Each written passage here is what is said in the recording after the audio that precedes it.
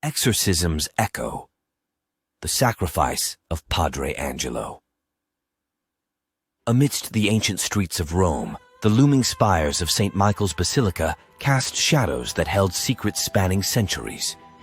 It was here that Padre Angelo, renowned for his exorcisms, served the church and its believers. One fog-draped evening, an urgent knock echoed through Angelo's quarters. Monsignor Domenico, with grave eyes and a letter bearing the Vatican seal, announced, "It's Archbishop Marco. He's changed." At the heart of the Vatican, murmurs spread like wildfire. The Archbishop, revered for his righteousness, was now plagued with inexplicable bouts of rage, speaking languages long forgotten. Eyes once warm were now unsettling voids. Without hesitation, Angelo made his way to Marco's opulent chamber, only to be met with a ghastly sight. Marco floated a foot above his bed, his voice a chorus of 1,000 tormented souls. "Angelo, why so late?" he sneered, revealing a smile too wide, too sinister to be human. As days blurred into nights, a ritual shrouded in secrecy began. The hallowed chambers of an underground crypt, where many a demon had been cast out, became the theater of this unholy battle.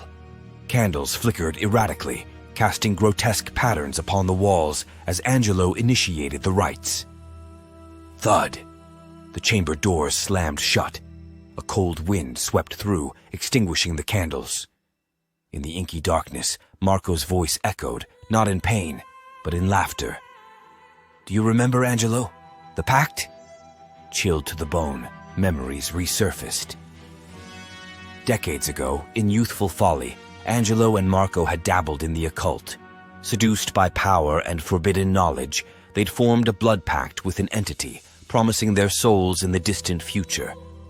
The demon inside Marco, using his voice, whispered secrets only the two of them knew, interspersed with vile threats and profanities. "Our time is now, Angelo," it rasped. Determined and desperate, Angelo drew a protective circle around himself, chanting fervently. Crack! Thunder roared outside, as though nature itself was reacting to the events within.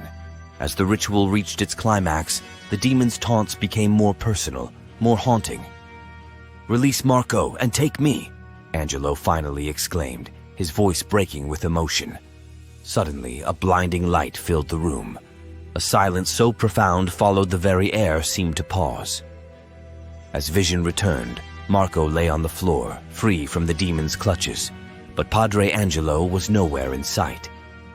Days turned into weeks, and the Vatican gradually returned to its usual rhythm.